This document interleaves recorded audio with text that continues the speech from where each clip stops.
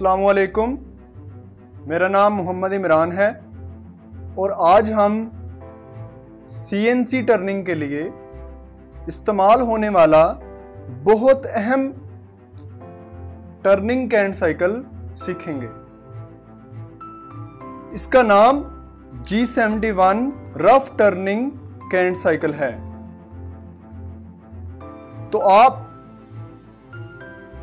इस turning canned cycle को workpiece में जहां पर स्टेप टर्निंग हो रही है या रेडियस बना हुआ है या किसी वर्कपीस के ऊपर टेपर लगा हो, वहां पर इस्तेमाल कर सकते हैं। इसके साथ साथ इस टर्निंग कैंट साइकिल के जरिए आपको रफिंग ऑपरेशन करना होगा। फिनिशिंग इससे नहीं आती। हम फिनिशिंग हासिल करने के लिए G70 फिनिशिंग कैंट साइकिल इस्तेमाल करते हैं। इसलिए आप लोग G71 rough turning canned cycle roughing करने के लिए इस्तेमाल करेंगे। तो अभी हम इसका फॉर्मेट सीखने जा रहे हैं जो कि 2 लाइंस पर मुश्तमिल है। सिंपल पहली लाइन 2 पैरामीटर्स पर मुश्तमिल है, U और R। U से क्या मुराद है? U से मुराद डेप्थ ऑफ कट है, यानी कि वर्कपीस की कटाई एक कट में कितनी होगी। टूल वर्कपीस के ऊपर एक कट में कितना मटेरियल उतारेगा। तो हमें पता चल गया U है डेप्थ ऑफ कट। इसके साथ साथ R ये रिटर्न पॉइंट है। रिटर्न पॉइंट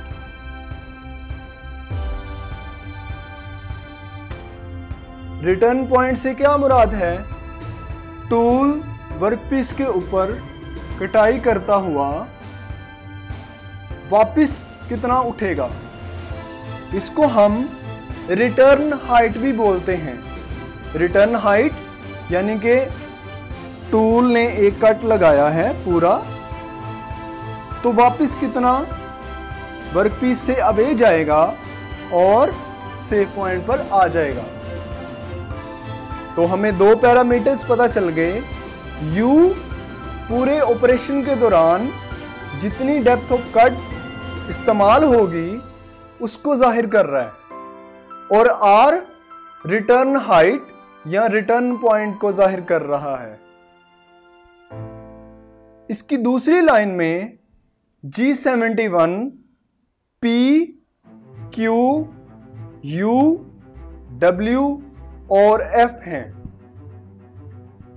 इनमें P और Q ये लाइन नंबर्स हैं। लाइन नंबर्स जो कि हमारी G71 के साथ G71 की दूसरी लाइन के साथ जो लाइन नंबर स्टार्ट हो रहा है, यानी कि यहां से इस लाइन के बिल्कुल नीचे एक लाइन शुरू होगी, उसको हम प्रोग्राम स्टार्ट लाइन कहते हैं या प्रोग्राम स्टार्ट ब्लॉक कहते हैं। तो उसका लाइन नंबर P में जाहिर किया जाता है। लेट्स से वो 100 है तो P 100 आ जाएगा। तो P है हमारा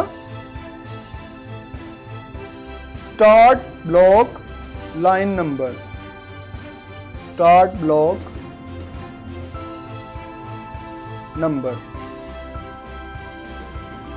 इसी तरह Q भी लाइन नंबर है जो कि एंड ब्लॉक लाइन नंबर को जाहिर करता है। And block number.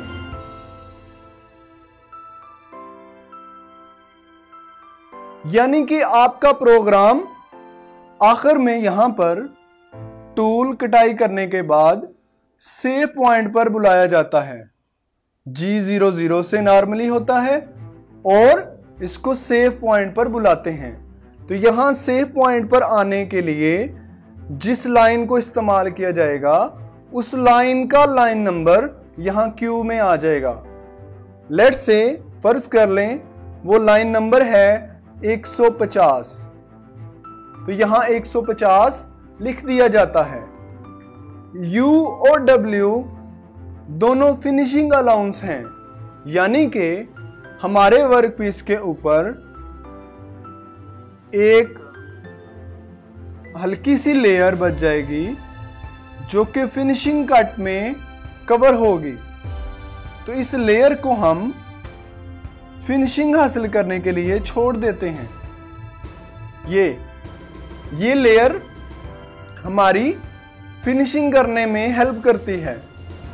चूंकि हमने डिस्कस कर लिया G71 rough turning canned cycle है, इसलिए हम फिनिशिंग के लिए G70 का इस्तेमाल करेंगे और G70 में जो हमें मटेरियल चाहिए वो यहाँ फिनिशिंग अलाउंस की सूरत में देना होगा, यानी कि एक्स्ट्रा मटेरियल जो G70 में कटेगा और हमें फाइनल पैमाइश डायमीटर 10, यहाँ पर 20 और यहाँ पर आपको 30 मिलीमीटर मिल जाएगा। तो ये फाइनल वैल्यूज हासिल करने के लिए फिनिशिंग अलाउंस दिए जाते हैं। तो हमें पता है U नॉर्मली एक्स एक्सिस को रिप्रेजेंट करता है, यानी कि एब्सोल्यूट कोऑर्डिनेट सिस्टम में x होता है, यहां u इस्तेमाल किया गया है। उसी से हमने याद रख लेना है कि u x एक्सिस में यानी कि डायामीटर में फिनिशिंग अलाउंस है और w लेंथ में, लंबाई में, जहां जहां भी लंबाई है वहां ये W फिनिशिंग अलाउंस दिया जाएगा। यानी कि इन दोनों का हम मेंशन कर लेते हैं, ये हैं फिनिशिंग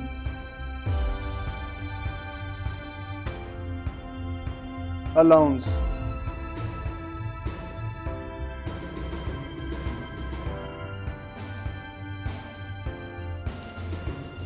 U हो गया डायमीटर में फिनिशिंग अलाउंस और W लेंथ में फिनिशिंग अलाउंस, और F हमारी G71 में ओवरऑल इस्तेमाल होने वाली फीड है, यानी कि हमारे ओवरऑल ऑपरेशन में जितनी फीड इस्तेमाल होगी वो F से जाहिर की जाती है।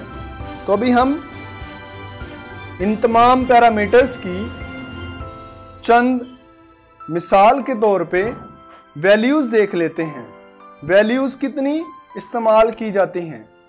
नॉर्मली डेप्थ ऑफ कट किसी भी ऑपरेशन में जो कि टर्निंग का हो रहा है उसमें 2 मिलीमीटर मैक्सिमम रखी जाती है और इसका इन्हिसार मशीन की कैपेबिलिटी पर होता है, यानी कि मशीन कितनी सलाहियत की हामिल है। और आम रूटीन में हम इसको 0.25, 0.3 या 0.4 मिलीमीटर रखते हैं, जबकि रिटर्न पॉइंट ये जितना हमारा कम होगा उतना हमारा टाइम बचेगा, इसलिए हमने इसको 0.5 या मैक्सिमम 1 मिलीमीटर मेंशन करना है। इसके साथ साथ U और W ये फिनिशिंग अलाउंसेस हमारे नॉर्मली 0.5 मिलीमीटर, 0.6 मिलीमीटर रखे जाते हैं। इसके साथ फीड की रेंज, फीड हमारी मिलीमीटर पर रेवोल्यूशन में अगर दी जाए तो उसको हम नॉर्मली 0.1 से लेकर 0.05 भी दी जाती है, लेकिन नॉर्मली 0.1 से लेकर 0.2 मिलीमीटर पर रेवोल्यूशन तक रखते हैं। तो उम्मीद है आपको ये फॉर्मेट समझ आ गया है और इसमें तमाम पैरामीटर्स की समझ आ गई है और इनकी रेंजेस भी पता चल गई हैं। अगर कोई क्वेश्चन हो, अगर किसी जगह से समझ ना आई हो, तो आप कमेंट्स में डिस्कस कर सकते हैं। शुक्रिया।